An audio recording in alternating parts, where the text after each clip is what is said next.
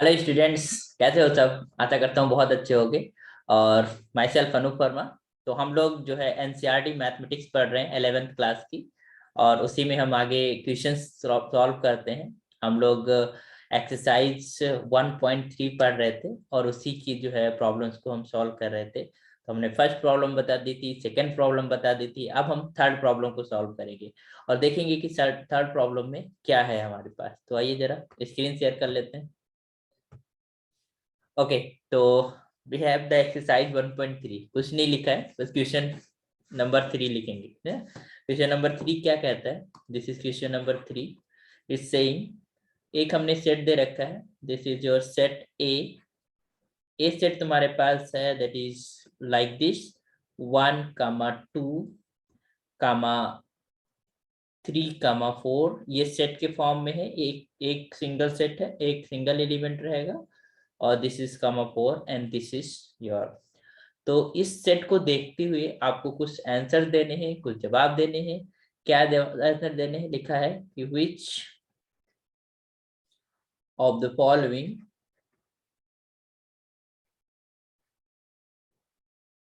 which of the following statement which of the following statements are incorrect, not correct. They are asking about incorrect.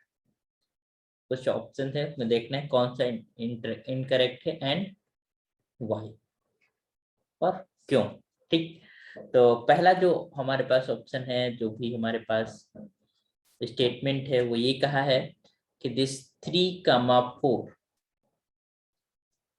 it is a set notation is a subset of A।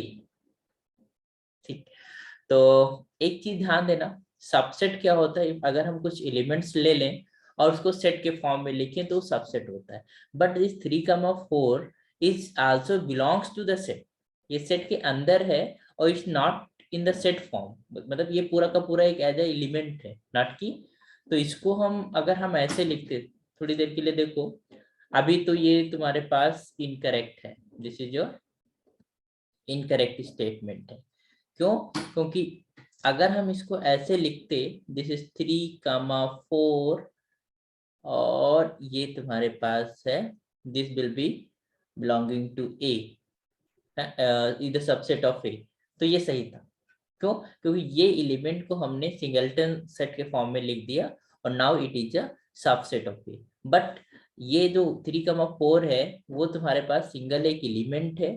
तो ये, इसको हम subset नहीं बोलेंगे, इसको हम ए का element बोलेंगे। तो ये स्टेटमेंट कैसा है? This is a incorrect statement. But अगर इस तरीके लिखा होता तो ये करेक्ट होता। ओके, तो ये चीज ध्यान देना कि जब हम सबसेट लिख रहे हैं तो कोई एलिमेंट लिया कुछ और वो सेट के फॉर्म में लिखे हो, है ना, that will be something set. Okay, और यहाँ पर ये जो सेट अंदर लिखा हुआ है हमारे पास 1, 2 का सेट के फॉर्म में 3, 4, ये पूरा एक सिंगल एलिमेंट है। This is a whole set is a single element. तो एलिमेंट को हम, एलिमेंट जो बिलोंगिंग टू का हमारा साइन होता है, बिलोंग्स टू का होता है, उसको यूज करते हैं। तो दिस इज रॉन्ग रिटेन, ठीक है, रॉन्ग रिटेन। तो is incorrect option. Second option क्या है तुम्हारे पास? सेकेंड ऑप्शन इन्होंने बोला है दिस 3, 4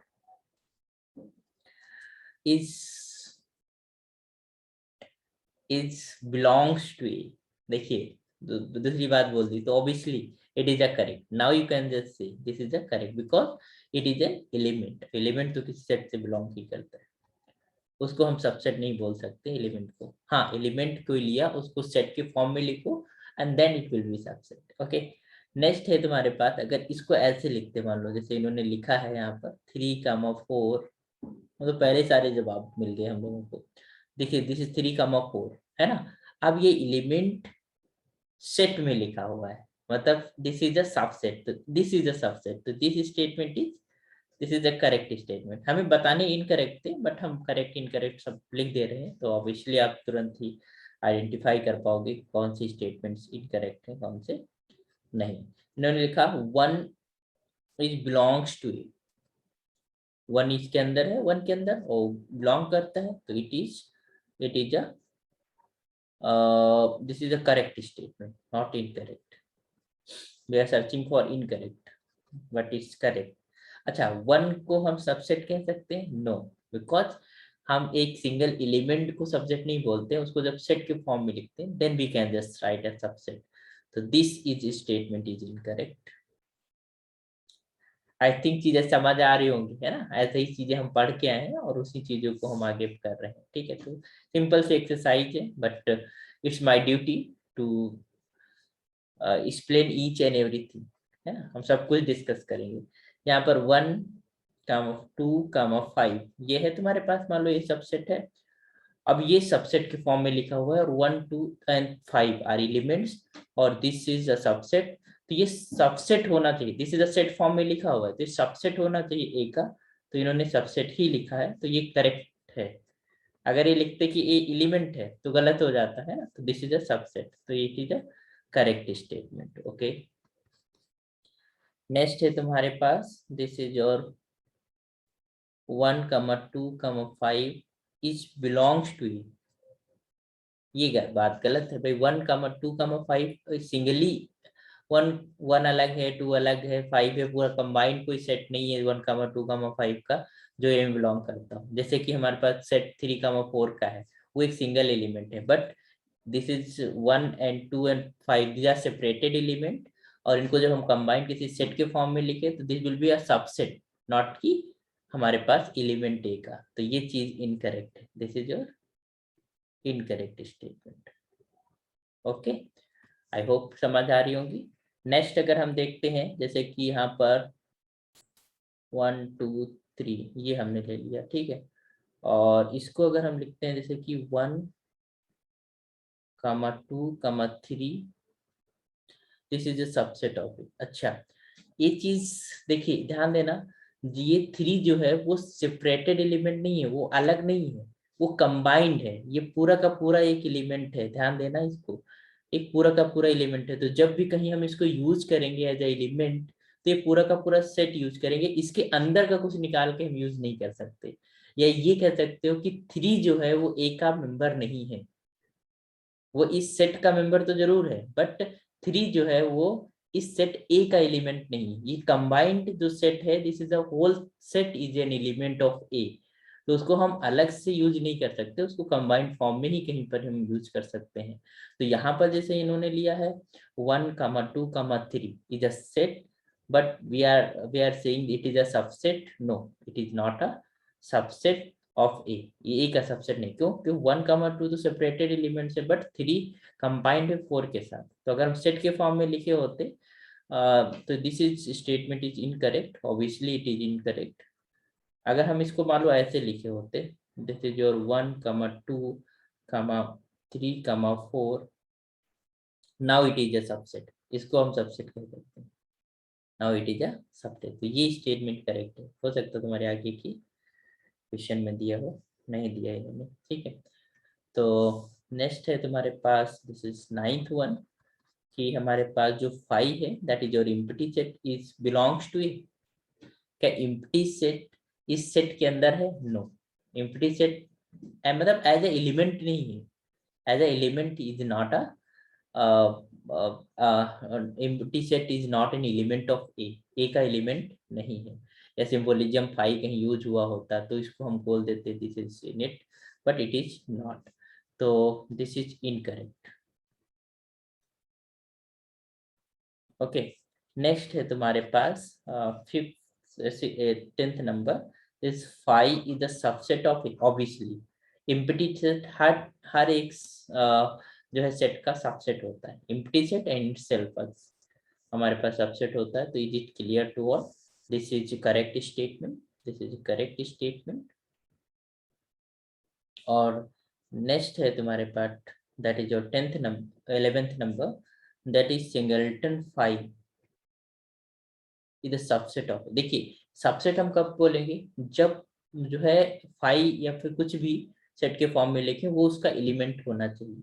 तो यहाँ पर 5 ए का एलिमेंट तो है नहीं, पहले ही हम बोल चुके हैं it is not element of A.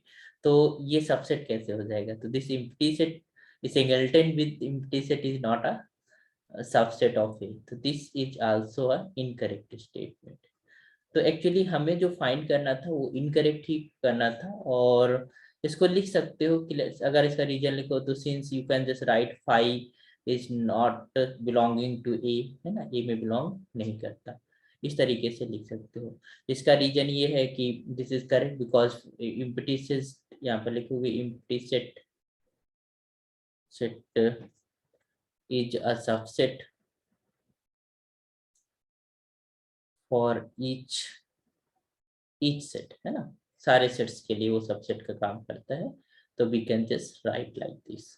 Okay, तो आई होप हमने जो एक्सप्लेनेशन दिया जो चीज है बिल्कुल बिल्कुल एग्जैक्टली बहुत कंफर्टेबली चीजों को सीखना है, और बहुत ज्यादा हाइपर नहीं होना है। समझ आ गया होगा, मैं स्क्रीन को कर दे रहा हूँ। ओके, तो हर एक, तो ये हमारे पास सोल्यूशन रहा तुम्हारे पास क्वेश्चन नंबर 3 का, एक्सरसाइज एनसीईआरटी मैथमेटिक्स में। एक्सरसाइज तो है तुम्हारे पास 1.3 का थर्ड नंबर प्रॉब्लम। ओके, इस तरीके से हम और भी प्रॉब्लम्स पे बात करेंगे, है ना। बट एक लेक्चर में अभी मैं एक ही प्रॉब्लम करा रहा हूँ ताकि आपको एक्सप्लेन अच्छे से कर सकूं। ओके, तो नेक्स्ट लेक्चर में आप विजिट कर सकते हैं, बहुत ज़्यादा टाइम टेकिंग लेक्चर्स नहीं है ये।